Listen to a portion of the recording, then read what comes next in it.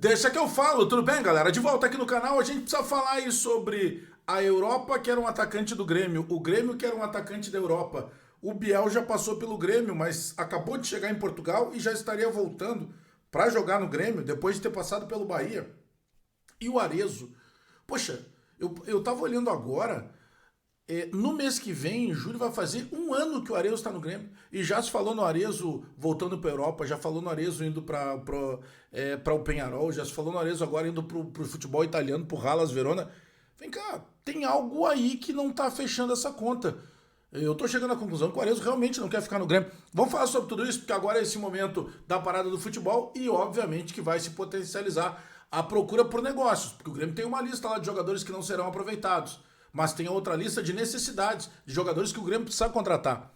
Te inscreve no canal, dá o teu like, aperta o sininho para receber as notificações. Depois da vinheta, eu chego pra gente atualizar as informações do Grêmio.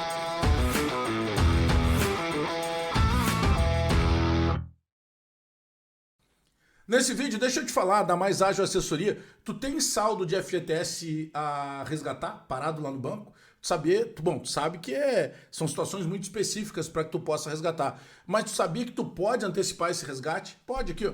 Vai aqui na descrição do vídeo, tu vai clicar no link e vai conversar diretamente com a equipe da Mais Ágil Assessoria. Eles têm expertise no mercado, eles vão te tirar de qualquer burocracia com muita segurança em 2 palitos, o dinheiro tá na tua conta. Sim, tu pode antecipar o resgate do teu saldo de FGTS. Chama Mais Ágil Assessoria, que tá na descrição do vídeo. Bom, bora lá pra gente falar do Biel, né?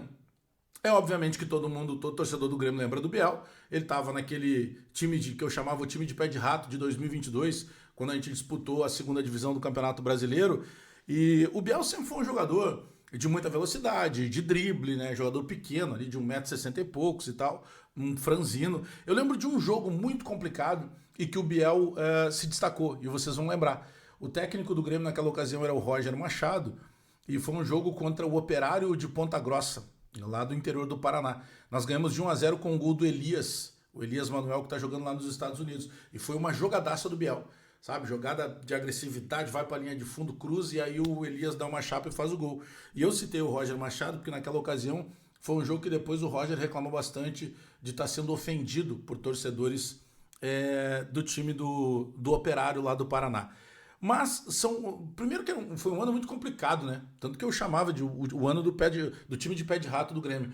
Mas eu não lembro assim de uma importância tão grande pelo Biel. Depois se falou na aquisição dele definitivo, mas era um valor considerado alto. Aí ele vai para o Bahia. Eu penso até que ele tem relativo sucesso no Bahia. Acho que ele fez bons jogos, até pelo estilo que o Bahia vinha jogando, principalmente depois de estar nas mãos do Rogério Ceni, um time de transação, de transição em alta velocidade. E ele encaixou ali, tanto que ele é a maior venda da história do Bahia. Ele foi vendido para o Sport de Portugal por 8 milhões de euros. Ele foi vendido agora, quase no mês de fevereiro aí. Ou seja, a gente está falando de um cara que ficou 4 meses no futebol de português e já estaria voltando. Pô, 8 milhões de euros, maior venda da história do Bahia. É óbvio que o Sport não comprou o Biel para mandar o Biel de volta para o Brasil. Eu sei que muitos jogadores chegam, eu vou pegar um exemplo aqui, Gabigol. Gabigol é vendido para Inter de Milão no auge, depois ele é emprestado para o Benfica. Acho que ele faz um gol no Benfica, na Inter de Milão não chega a fazer gol. Ele volta para o Brasil e no Flamengo lá ele virou Deus, né? Então não quer dizer que o jogador que não dá certo pouco tempo na Europa, ele não possa dar certo no futebol brasileiro. Mas eu penso que nós temos que colocar sempre isso na balança, né? O Biel é o jogador que pode resolver os problemas do Grêmio? Ou é mais um ponta de velocidade em que o Grêmio já tem tantos? O Aravena tá machucado, mas ele é jogador para essa função. O Amuso foi contratado para essa função. Tô pegando só um exemplo prático. A gente tem outro para a função ali que é o Pavão, que não deu certo. A gente tem o Kiki Oliveira, que acabou de chegar. A gente tem algo parecido e que é um jogador que para mim hoje é titular do Grêmio, que é o Alisson. E eu não tô nem me apegando se pelo lado direito ou pelo lado esquerdo. Eu tô pegando características de jogadores de extrema, de linha de fundo. Bom, minha opinião, não empolga. Mas eu quero saber o que tu pensa disso, já deixa aí nos comentários. A gente precisa falar do Arezo. Eu confesso a vocês que eu não sei de quem é a informação, mas eu vou citar quem eu ouvi falar primeiro. E eu ouvi falar primeiro o Diogo Rossi. Porque às vezes eu já nem cito o nome de ninguém, mas daí quando tu não cita, o cara fica bravo porque não citou. E aí quando tu cita, mas não foi ele que falou primeiro. Bom, então que fique claro, eu vi primeiro o Diogo Rossi falando sobre isso. O Hellas Verona, né? Tá interessado no Arezzo. O Arezzo é jogador de 22 anos agora. E sabe que eu tava até, antes de vir aqui para fazer o vídeo aqui pro estúdio, eu tava olhando algumas informações, relembrando de algumas coisas quando o Grêmio contratou o Arezzo. Cara, não faz um ano que o Arezzo tá no Grêmio. Poxa, um menino que chegou com 21 anos, né, ele explode muito cedo pro futebol, vai jogar no futebol europeu, no futebol da Espanha. Aí, várias entrevistas, ele nunca escondeu o desejo de ir pro Peñarol. Nós temos informação que teve um momento que ele mesmo pediu que fosse emprestado pro Peñarol, porque ele achava que não estava recebendo a oportunidade. Mas faz tão pouco tempo, né? Eu penso que tem um ingrediente novo na questão do Arezzo. O Arezzo é aquele jogador que a gente pede, reclama para ele jogar, e quando ele joga, ele não se banca para continuar, né? O pênalti descomprometido que ele bateu contra o Sportivo Luquenho, conhecendo o Mano Menezes e o Filipão, cara, aquilo ali não é bem aceito, sabe?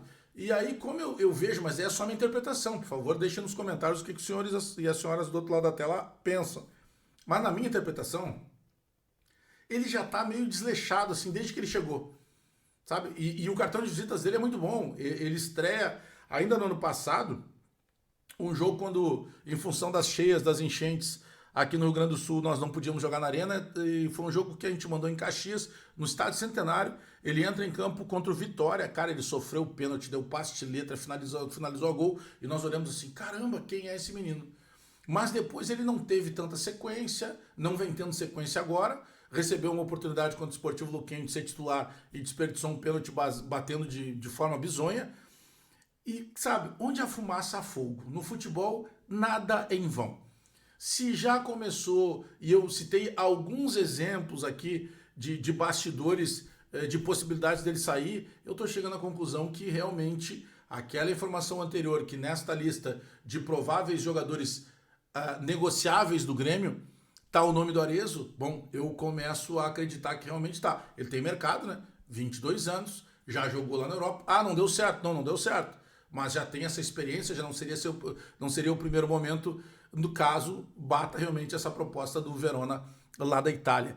De qualquer forma, não vamos esquecer que para sair alguém agora tem que chegar outro, né? Beleza, sai o Arezzo. Tá, e aí? Quem é que vem? O Jardiel nem oportunidade recebeu ainda no time do Grêmio. Recebeu uma outro dia e foi muito bem, mas depois não teve mais sequência.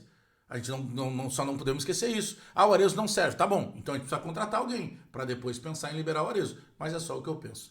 Se inscreve no canal, dá o teu like, aperta o sininho para receber as notificações. Amanhã, 9 da manhã. 11 da manhã a gente vai ter terminado. 9 da manhã tem o futebol, a alegria do Grêmio. E a gente conta sempre com a audiência de vocês no outro lado da tela. Até daqui a pouco.